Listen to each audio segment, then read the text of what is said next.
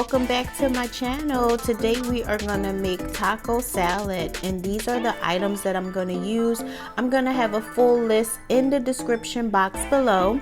I hope you guys are having a wonderful 2021 so far. Let's make it a great year and let's get started.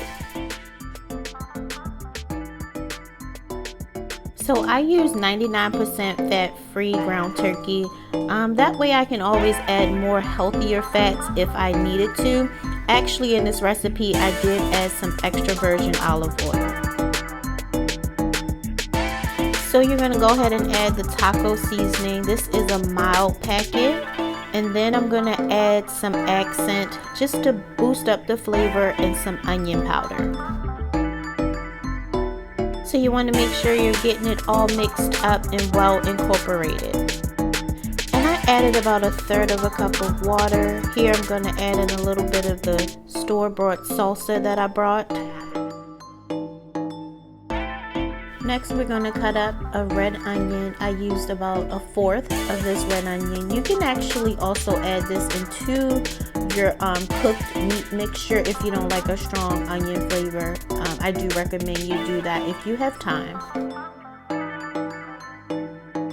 Next we're going to use about 1/2 of a hot house tomato.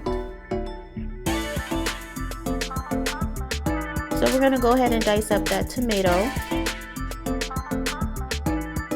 Guys, just remember all of these ingredients are to your liking.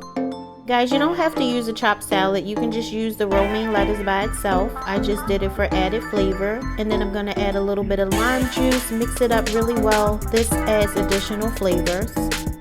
And at this point, you're just going to start adding in your different ingredients. I started with the taco meat.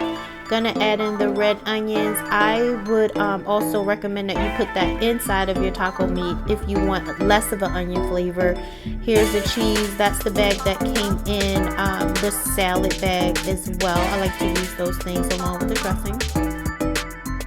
And I'm gonna add in this spicy guacamole. How many of you guys like guacamole? Leave a comment below and let me know what's your favorite brand. And then I'm going to add on the store-bought salsa and then some jalapeños.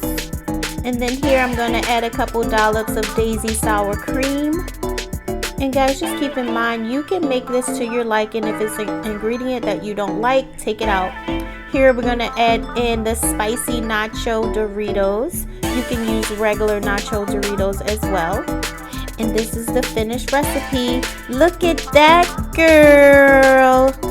So guys, if you like quick and easy recipes, go ahead and hit that subscribe button and follow me on Instagram at Solo Dolo Cooking.